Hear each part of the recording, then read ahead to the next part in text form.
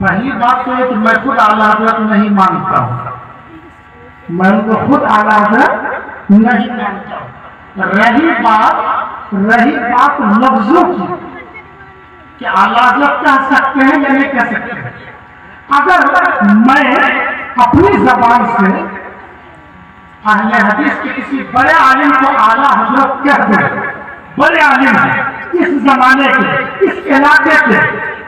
تو یہ کیا ہوگا؟ اس اعلیٰ حضرت کو چھوڑیں کیونکہ میں ان کو مانتا ہی نہیں۔ صرف کسی صحیح معنوں میں جو عالم دین ہے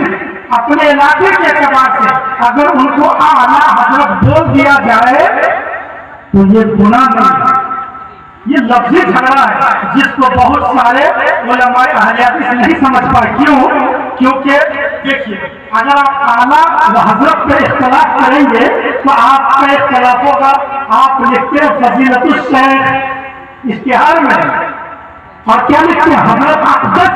کیا لکھتے ہیں؟ اقدس لکھا جائے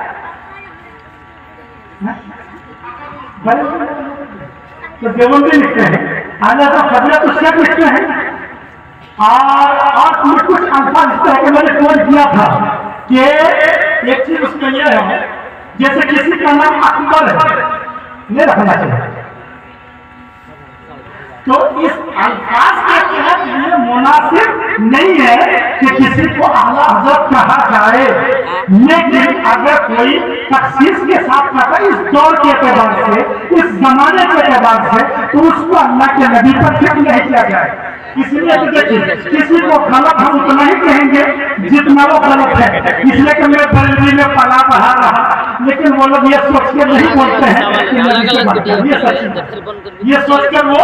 نہیں بولتے کہ نبی سے بڑھ کر، وہ یہ کہتے ہیں کہ اعلیٰ حضرت کے زمانے سے لے کر اب تک جتنے علماء پیدا ہوئے ان میں سب سے بڑے حضرت،